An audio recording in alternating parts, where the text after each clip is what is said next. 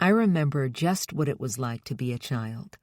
Every sight I saw, down to each yellow forsythia outside my bedroom window, had its own spot on my retina.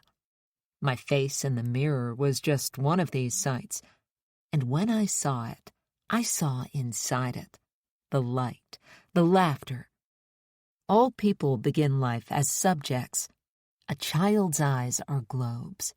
On each little sphere is a map of that person's growing world. But during adolescence, my eyes started to shrink.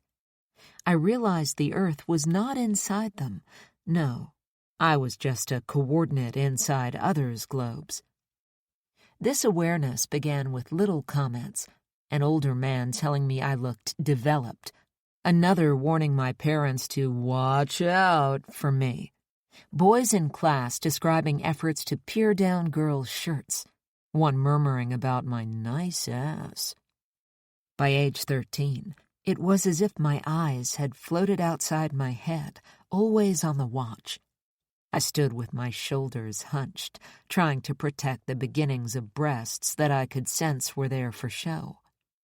I'd stare in the mirror, crossing my arms over my chest, trying to squish it in and make it disappear. I could not love my body because it felt dangerous to live there.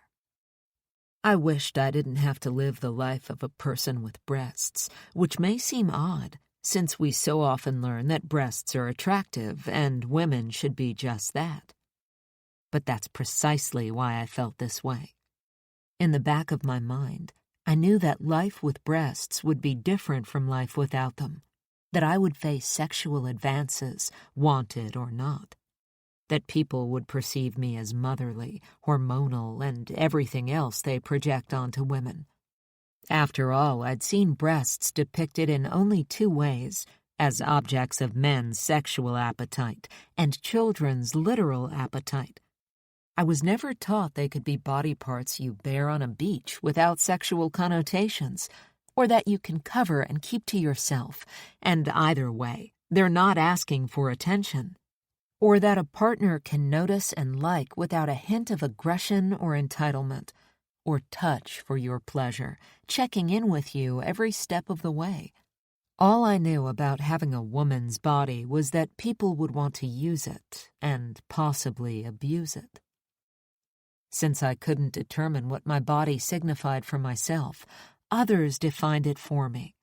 My dad scrutinized my eating habits, warning me that as I got older, maintaining my figure might not be so easy anymore.